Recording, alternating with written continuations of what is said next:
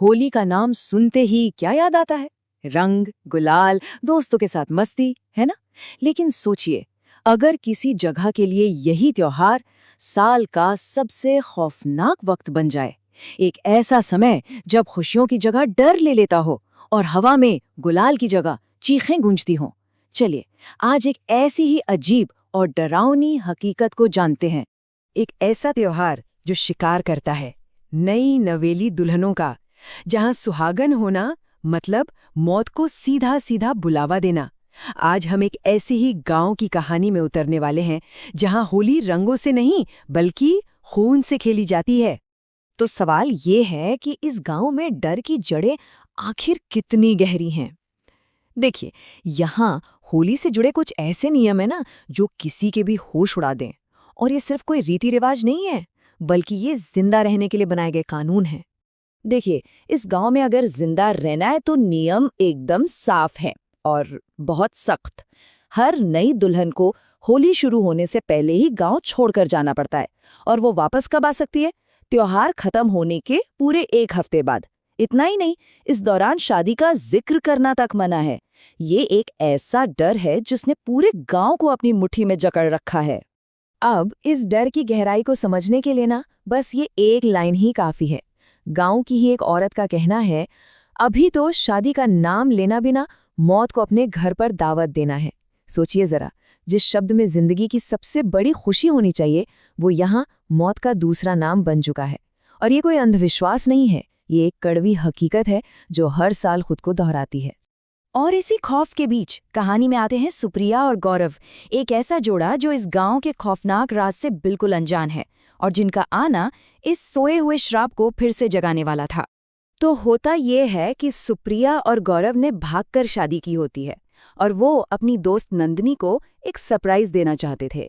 तो सुप्रिया एक नई नवेली दुल्हन की तरह सज धज कर, मांग में सिंदूर, हाथों में चूड़ा, गांव पहुंच जाती है।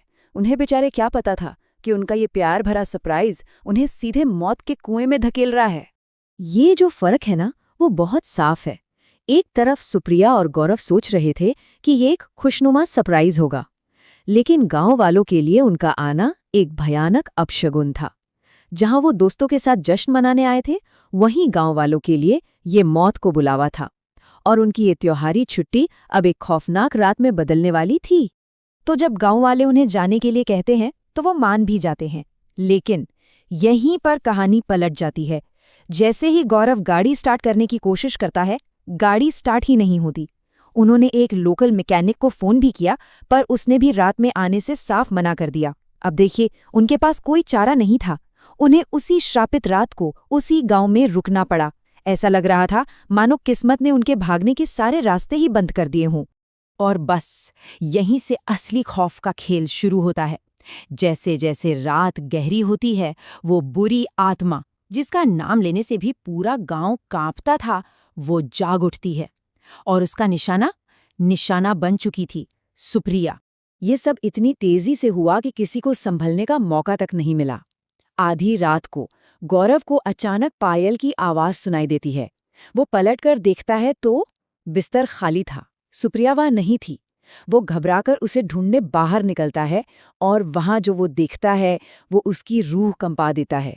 सुप्रिया बाहर खड़ी थी, उसके चेहरे पर एक भयानक शैतानी मुस्कान थी और उसकी आंखें एक ही जगह पर टिकी हुई थी। और फिर सुप्रिया के मुंह से वो आवाज निकलती है जो उसकी थी ही नहीं। वो आत्मा कहती है, इस गांव में कोई भी नई नवेली दुल्हन होली नहीं मना सकती, क्योंकि अगर वो होली मनाएगी तो सिर्फ खून की होली मनाएगी। ये शब्द सिर्फ शब्द नहीं थे, ये एक ऐलान था, मौत का एक ऐसा फरमान जिसे अब कोई नहीं टाल सकता था। इसके बाद जो हुआ वो शायद शब्दों में बयां करना भी मुश्किल है। उस आत्मा के वश में सुप्रिया अपने ही चेहरे को नाखूनों से नोचने लगती है, दीवारों पर उल्टा चढ़ना शुरू कर देती है और फिर आखिर में अपने पति और दोस्तों की आंखों के सामने एक नुकीले हथियार से अपनी ही गर्दन पर वार करके अपनी जान दे देती है। सब बस बेबस होकर देखते रह गए। सुप्रिया की मौत के बाद एक ही सवाल सबके मन में था, आखिर क्यों? ये श्राप शुरू कैसे हुआ? इस भयानक गुस्से के पीछे की वजह क्या है?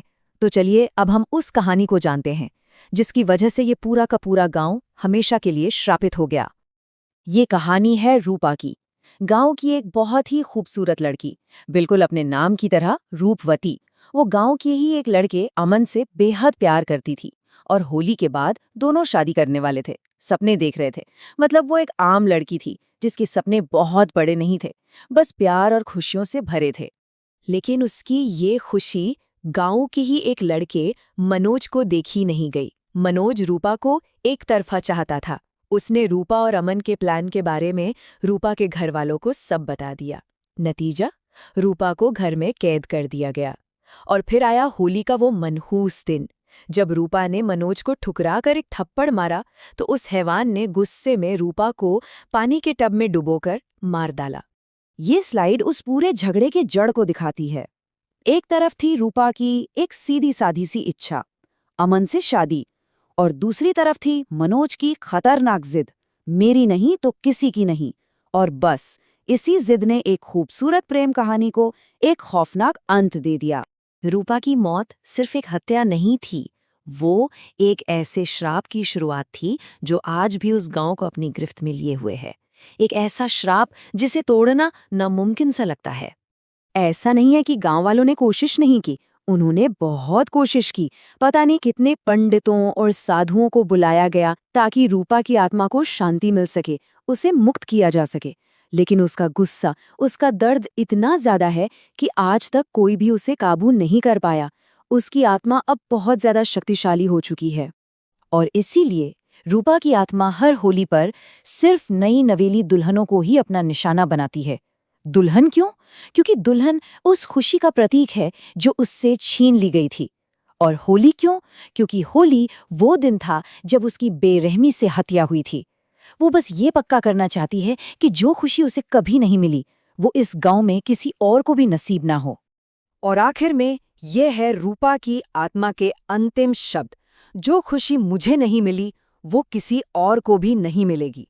ये एक ऐसी कसम है जो उस गांव पर हमेशा के लिए एक काले साये की तरह मंडराती रहती है और एक सवाल पीछे छोड़ जाती है, क्या नफरत और दर्द से पैदा हुआ ये श्राप कभी खत्म हो भी पाएगा, या ये गांव हमेशा के लिए इसी अंधेरे में कैद होकर रह जाएगा।